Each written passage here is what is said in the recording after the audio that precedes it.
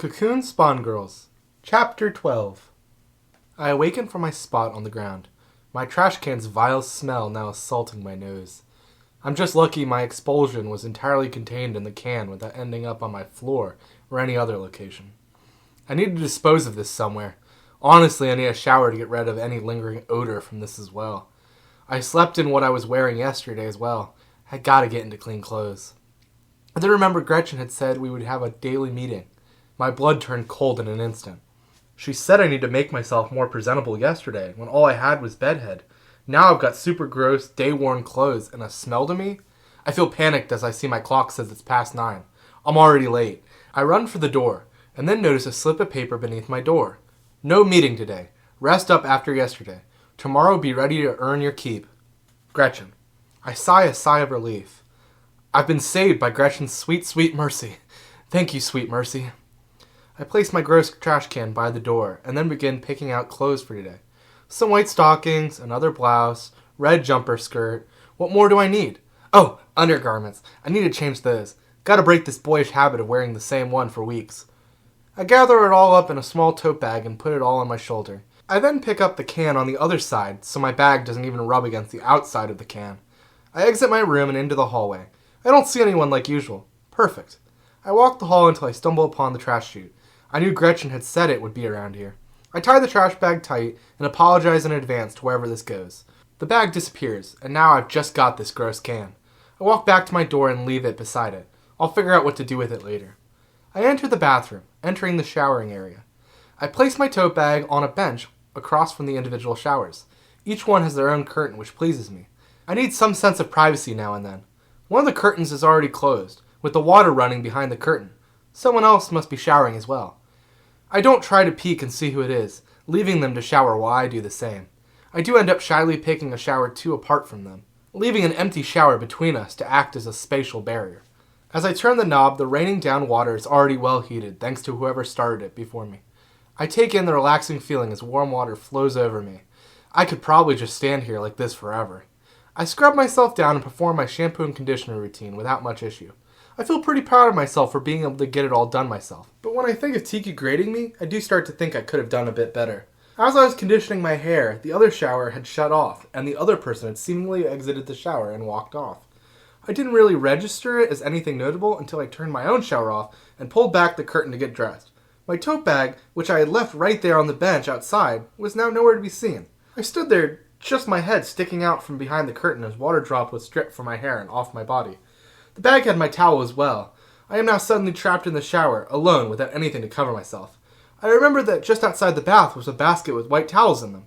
I decided to risk my dignity and bolt out of the shower naked and just hope no one else is around to see me. I take off running past the other shower stalls, entering into the area with all the baskets before you enter the bath. There, lying on the top of a shelf, are the towels. I rip one down and practically tear it apart, latching it onto my body. Now with my nudity taken care of, I can begin to walk the covered walk back to my room to retrieve new clothes. I walk into my closet and pick out a new outfit. Once I'm all dressed, I make sure I take my daily pill, swallowing the essence which fed this new body. I still wonder if there's anything else in these besides what I've been told. I figure I can go door to door looking for my clothes. There's only 3 other people on this floor after all. Exiting my room, I figure I might as well go to Tiki's room first. She must still be recovering somewhere under watch, so surely she hasn't returned to be able to steal my clothes. Still, I knocked on the door and waited, but as I guessed, there was no answer. On to the next suspect. Next, I tried Clarice. My best guess for why she would steal my clothes was that King told her to do it for some odd reason. Maybe King is more perverted than I imagined? I knock on her door, and she does come to answer it after a bit of crashing sounds. King sticks out first, but then signals to Clarice it's safe to come out. She emerges wrapped up under a blanket with a clear bed head. What? What's up, Sophia? She asks with a big yawn. I hold up my board. I'm investigating some missing clothes. Have you just returned from a shower? I had written it before I had seen her. Just based on appearance, I had a good guess she hadn't left her room since we came home last night. We've been watching human television. No time to rid ourselves of our battle smells. King swayed. Clarice slammed a fist onto his head, causing him to make an audible, ouch! You don't need to tell her all that. Never talk about a lady's smell, King. He rubbed his head where she had hit him. It's the truth. We're binging. No time for things like showers. You never complained about talking about smells back when you were... That's enough, King. Clarice interrupted, silencing him. I'm sorry, Sophia. Ignore us. Let us know if there's anything else we can do to help. With that, we waved our goodbyes, King still rubbing his head as they disappeared inside their room. Well, that just leaves Marcia. I hadn't considered her the type to steal clothes, but maybe she just took them as a prank? Like a sort of sorority-style hazing? I head over to her door and knock, ready to face my clothing thief. There's a ruffling and a shifting as someone approaches the door. Marcia sticks her head out, notices it's me, and opens the door fully, stepping out. What's up, Soph? Looking for something to do? I just hold up my sign. I'm investigating some missing clothing. Have you just returned from a shower? She reads it, eyes flying across the line. I took a shower after my run about 3 hours ago, but I can't say I saw any clothes lying around. Trots. Way earlier than when I had showered. I shake my head and wave a departing thank you. She doesn't seem to take any further interest in what is going on, and just returns back to her room to continue whatever she's been doing. I had investigated all the suspects now, and all of them had come up with nothing. Who took my clothes then? I feel like I'm going crazy. I know I brought clothes into the bathroom with me, and someone else was in there showering when I arrived. So who was it? Did staff use our showers as well? I figured they had their own area, or were living off-site. As far as I knew, there was only the 4 of us living here. So how can it be that someone was able to steal my clothes? Could one of the girls be lying to me? I shake my head. I refuse to suspect any of my friends of the crime. If they say they didn't do it, then they didn't do it. Nothing more to investigate there. As sad as it is to say, I may just have to accept the outfit is lost forever, and I'll be more aware going forward in case I ever encounter this mysterious clothing thief again. It sucks to just let them win, getting to do who knows what with my clothing. The staff all wear doctor coat things, so it's not like I'll ever be able to spot my skirt in the halls and then call them out on it. Honestly, the most upsetting part isn't even that I lost an outfit that I really liked and meant something to me. It's also just an attack on my privacy and safety. I mean, I was naked only a stall away from whoever did this. They totally invaded a safe space and dirtied it by stealing my clothes. And what if they were a total creep and, peeked or something? They totally have attacked a space I was able to feel safe in. It's just so frustrating that I have no way to get any justice. I can do nothing else but return to my room defeated. I flop onto my bed halfway and slowly slide down the edge and end up on the floor lying there. All this dumb clothes stuff has really ruined my morning. I have no idea what I want to do now. I think about things I could do, but I can't stop thinking about being robbed. I just can't drop it. With almost a sound of annoyance, I climb back to my feet and head back out my door. I leave my room and head for the door. I'm finding Miss Gretchen or some staff, and I'm getting to the bottom of this. There's gotta be records of who comes up and down these elevators. At least I can get a name if there really is someone sneaking into girls' dorms areas to steal girls' clothes. I get to the elevator and try to hit the down button, but nothing happens. My eyes fell on the key card slider. Did someone tell me you need a staff card to use the elevator? Yesterday it worked fine to get to the morning meeting, but are the scheduled uses the only time I'm allowed to use it? Stupid! That'd be super stupid. What if there was a fire or some kind of emergency? I'm huffing and puffing at this point, as shameful as it is to admit.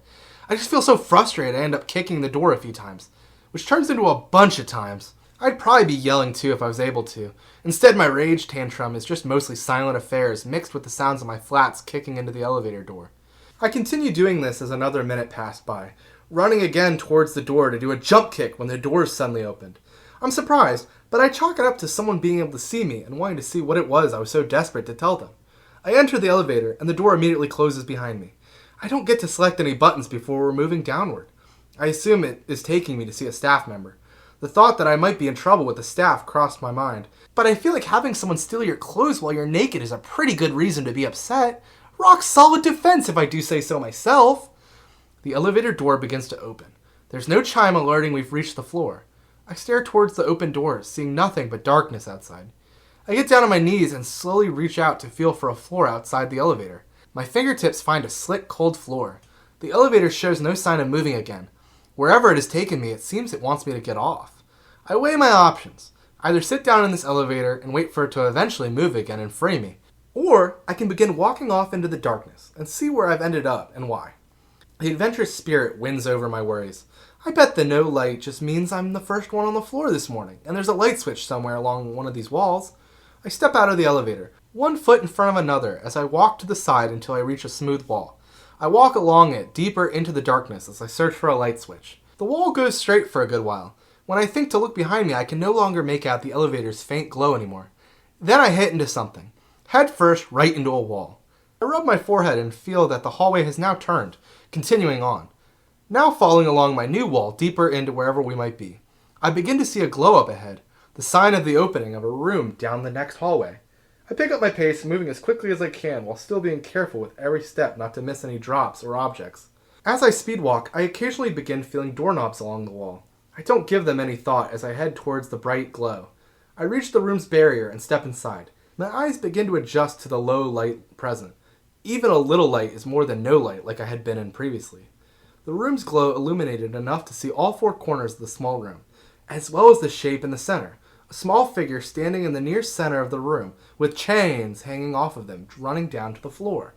I step closer and the figure turns to face me, proving it is alive. They appear to be a girl about my age. They have dark skin and long whitish hair running down to their waist.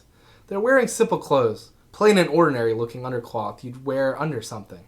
As I get closer, I can see deep bags that have formed under their eyes. They look practically mistreated in this dark, spooky room. I only now realize I left my board behind in my room while I was lying on the floor. I raise a hand to try and greet them. The sound of chains moving echoes as they step back from me. "Sophia, you've made a mistake coming here," she says through flaky, chapped lips. I'm taken aback that she knows my name. I suddenly wish more than ever I was able to pour out my 100 questions without the need of my voice. "Who are you?" a familiar voice asks. I spin around and see Fool's Night has appeared on its own and is asking questions for me. Chains sliding across one another as the girl shifts her posture. Who am I?" Her head rocks back and forth as she seemingly thinks. "I am Declarna, and I am a magical girl similar to you in some ways." Floodgates of my mind open. Why was there a random magical girl chained up on this pitch-black floor? Just what had I stumbled into by trying to find who stole my clothes? End of chapter 12.